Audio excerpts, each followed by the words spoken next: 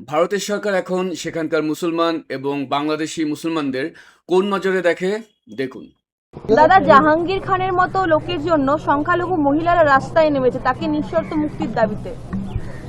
যে রাস্তায় নামবে আন্দোলন করবে সেও তার সঙ্গে ভেতরে যাবে, এটা যেন মনে রাখেন। যে চোরেদের সঙ্গে থাকবে, ডাকাতদের সঙ্গে হবে, তাদেরকে চোর ডাকাত হিসাবে ট্রিটমেন্ট করা হবে। সে যেন হামদর্দি দেখাবেন না যখন ওখানকার হিন্দুরা দিনের পর অত্যাচারিত হচ্ছেন। এদেরকে এখানে থাকার অধিকার নেই, এদের সব বাংলাদেশ পাঠাবো খুঁজে খুঁজে।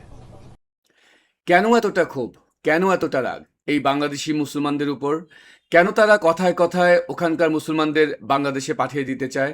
ঠিক কবে থেকে এমন পরিস্থিতি তৈরি হলো বলতে পারেন? পশ্চিমবঙ্গের ক্যাবিনেট মন্ত্রী দিলীপ ঘোষকে সাংবাদিকরা প্রশ্ন করেছিলেন, এবার মুসলমানদের রাস্তায় কেন ঈদে নামাজ পড়তে দেওয়া হয়নি। উত্তরে তিনি বলেন, নামাজ পড়তে 15 মিনিট লাগে, সেটা দেওয়া হলো না। 15 মিনিটের জন্য কত ঘন্টা আটকানো হতো? আর ওনারা কে? হরিদাস পাল, তাদের জন্য রাস্তা আটকানো হবে? দম বন্ধ হয়ে যাচ্ছে। যান বাংলাদেশে, পাকিস্তান চলে যান, এখানে নামাজ পড়ুন, কেউ বলবে না, এখানে চলবে না এইসব। বাংলাদেশিদের প্রতি ভারত সরকারের নেতিবাচক মনোভাব কতটা বেড়েছে তা দিলীপ ঘোষের বক্তব্য থেকে অনেকটা আঁচ করা যায়। আমাদের সঙ্গে ভারতের সম্পর্ক কি সবসময় এমন ছিল? না। তাহলে ঠিক কবে থেকে এতটা খারাপ হলো? কবে থেকে ভারতের একটি বড় অংশ এদেশের ভারত বিদ্বেষীদের মতোই বাংলাদেশ বিদ্বেষী হয়ে উঠল?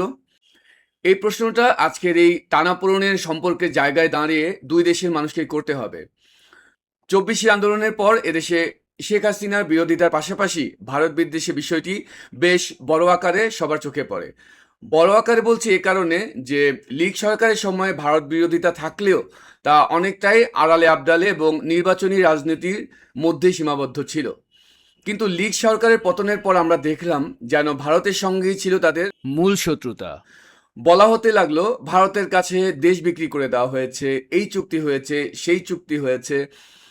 কিন্তু ইউনূস সরকারের 18 মাস এবং বিএনপি সরকারের 4 মাস চলে গেলেও এখন পর্যন্ত কেউ সেই তথাকথিত দেশ বিক্রির কোনো চুক্তি দেখাতে পারলো না। মাঝখান দিয়ে ইউনূস সরকার নির্বাচনের মাত্র 3 দিন আগে আমেরিকার সঙ্গে গোপন চুক্তি করে দেশটাকে একরকম গোলামির শিকলে বেঁধে দিয়ে গেল।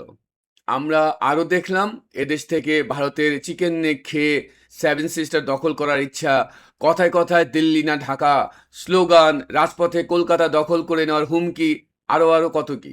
মানে ভারতের মানুষের সঙ্গে আমাদের সম্পর্কটাকে এমন এক জায়গায় নিয়ে যাওয়া হলো, এখন আমরা কেউ ভারতে গেলে বাংলাদেশি পরিচয় দিতে অস্বস্তি বোধ করব, লজ্জিত হব।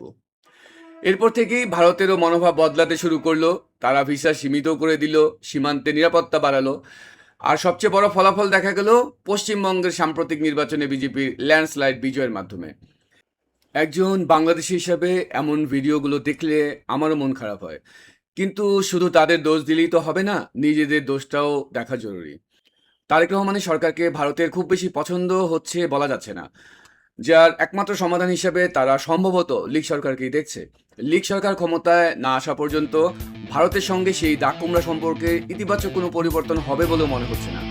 ভিসা ব্যবস্থা স্বাভাবিক হওয়ার তেমন কোনো সুযোগ দেখছি না, বরং সমস্যা আরও ঘনীভূত হওয়ার আশঙ্কা দেখছি সামনে ঘোর অমানিসার অন্ধকার।